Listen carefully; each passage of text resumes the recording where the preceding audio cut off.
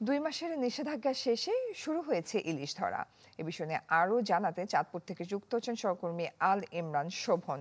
শোভন, নিষেধাজ্ঞা শেষে ইলিশ ধরা শুরু হয়েছে, বিস্তারিত কি খবর আছে আপনার কাছে?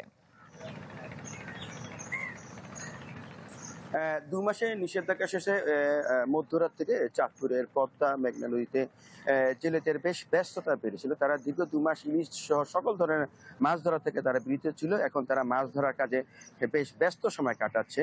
আপনাকে একটি বিষয় জানিয়ে রাখি, ইলিশ অবশ্রম কর্মসূচির আওতায় ইলিশের পোনা জাটকা রক্ষাকল্পে প্রতি বছরই মার্চ এপ্রিল 2 মাস চাঁদপুরের পদ্মা মেঘনা নদীর 70 কিলোমিটার এলাকায় সব ধরনের মাছ ধরা নিষিদ্ধ থাকে। জেলা মৎস্যবিদ, জেলা প্রশাসন, নৌ পুলিশ, কোস্টগার্ড সমন্বয়ে যে গঠিত টাস্ক ফোর্স রয়েছে, তারা এই সময়টিতে ব্যাপক অভিযান চালিয়েছিল যাতে জেলেরা এই সময়টিতে কোনো ধরনের মাছ শিকার না করে।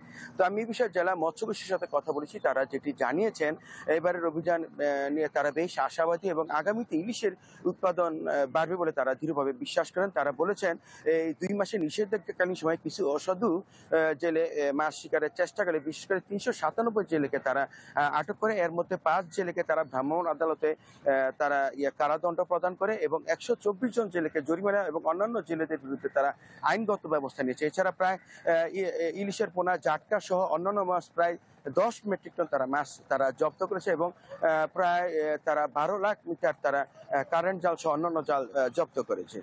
তো আমি এই বিষয়ে জেলা মৎস্য কর্মকর্তা আমাকে যেটি বলেছেন, যে ইলিশ অবশ্রম কর্মসূচি নিয়ে তারা বেশ আশাবাদী এবং আগামীতে ইলিশের উৎপাদন ব্যাপক হারে বৃদ্ধি পাবে। এই ছিল চাঁদপুর থেকে সর্বশেষ খবর।